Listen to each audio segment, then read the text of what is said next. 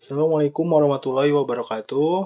Perkenalkan, nama saya Iqbal Nudin dengan NPM 2040101157.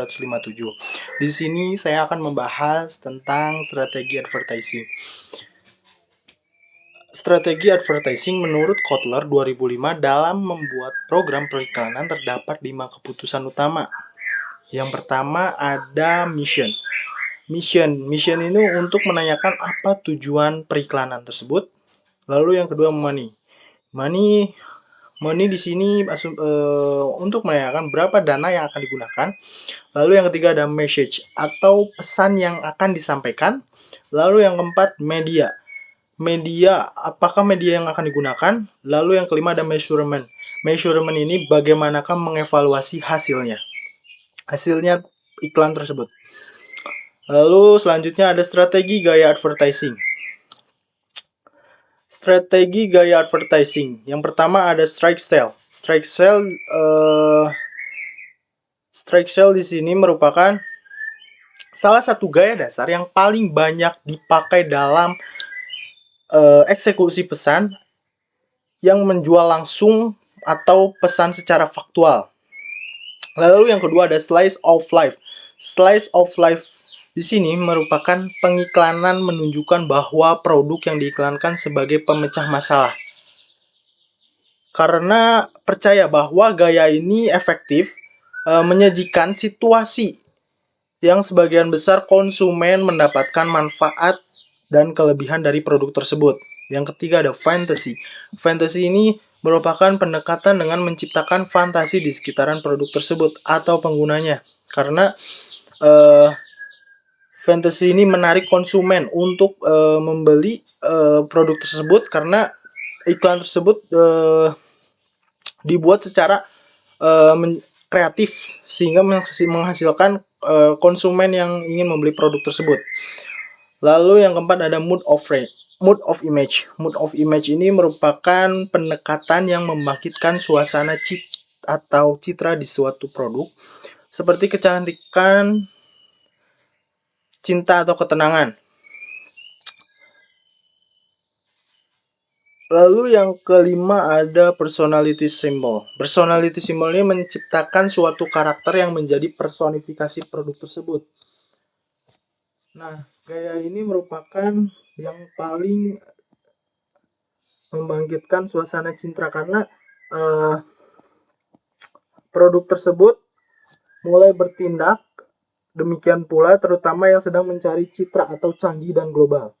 Lalu yang keenam ada technical expertise. Technical expertise ini merupakan pendekatan dengan menunjukkan keahlian, pengalaman, dan kebanggaan perusahaan dalam membuat produk tersebut. Lalu selanjutnya ada scientific evidence. Scientific evidence ini merupakan keahlian teknis dengan pendekatan dengan menyajikan bukti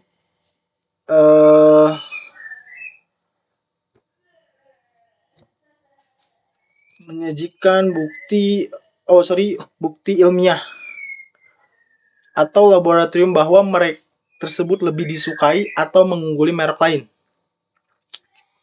Lalu yang ke-8 ada testimonial evidence. Testimonial evidence ini merupakan pendekatan yang lebih efektif jika datangnya dari sumber orang yang dikenal atau yang populer.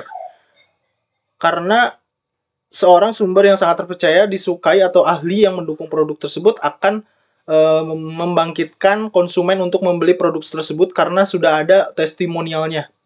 Lalu yang ke-9 ada demonstration. Demonstration ini merupakan pendekatan yang sangat efektif dalam menyajikan konsumen terhadap kualitas suatu produk dan manfaatnya setelah memiliki atau menggunakan merek tersebut. Lalu selanjutnya ada strategi creative advertising. Strategi creative advertising ini merupakan upaya bagaimana pesan dapat diterima dengan baik oleh target audiens. Ini merupakan yang disampaikan oleh Belch tahun 2015. Nah, tahap-tahapan strategi kreatif haruslah sesuai dengan creative brief dan memiliki berbagai variasi yang penjabarannya menurut Mufareh tahun 2015. Dalam Sandi dan Murfianti tahun 2020 yang tahap-tahapannya sebagai berikut. Yang pertama ada permasalahan. Permasalahan ini menjabarkan serta menjelaskan masalah apa saja yang dilakukan dalam lingkup komunikasi periklanan. Lalu yang kedua ada survei.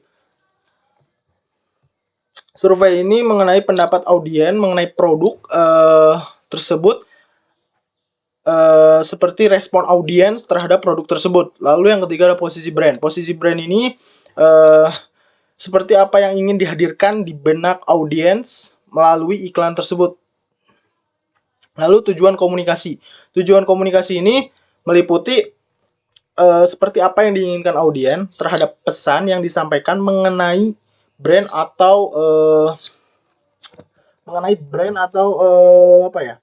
Atau produk yang tengah diiklankan. Lalu selanjutnya ada usulan. Usulan ini seperti respon yang diinginkan oleh masyarakat atau yang ingin disampaikan mengenai brand atau produk tersebut.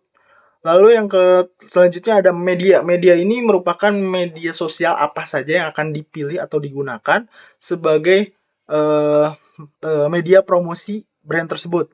Lalu yang ini ada arah kreatif. Nah, arah kreatif ini merupakan bagaimana gaya penyampaian yang digunakan perusahaan untuk menyampaikan sebuah iklan, dan penyampaiannya tersebut melalui terdapat ciri khas dari produk tersebut.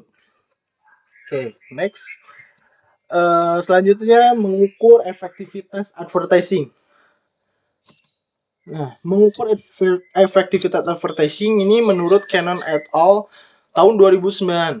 Efektivitas bergantung pada sebaik apa medium tersebut sesuai dengan sebuah strategi pemasaran yang pada tujuannya promosi pasar target yang ingin dijangkau, dana yang tersedia, siapa yang akan dijangkau, dan frekuensinya seberapa sering, dan dampaknya apa aja, dan biayanya berapa besar gitu. Lalu di sini menurut Durianto et al. Tahun 2003 terdapat beberapa alat ukur dalam mengukur efektivitas iklan, yaitu yang pertama adalah CRI. CRI ini merupakan Custom Response Index.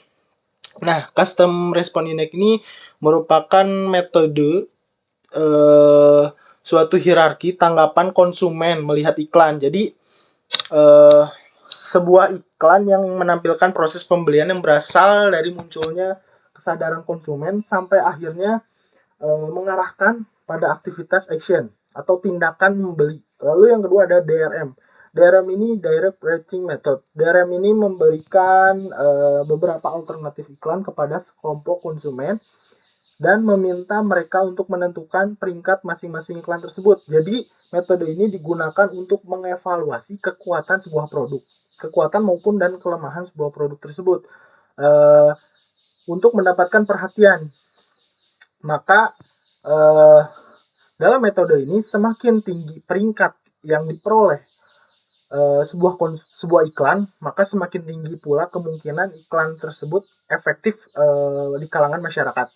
Lalu selanjutnya ada metode Epic Model. Metode Epic Model ini mencangkup 4 dimensi kritis, yaitu yang pertama ada empati, persuasi, dampak, dan komunikasi.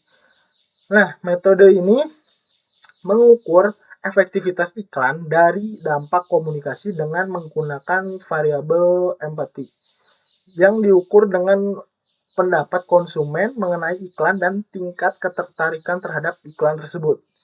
Mungkin sekian dari saya. Mohon maaf bila ada kesalahan kata. Wassalamualaikum warahmatullahi wabarakatuh.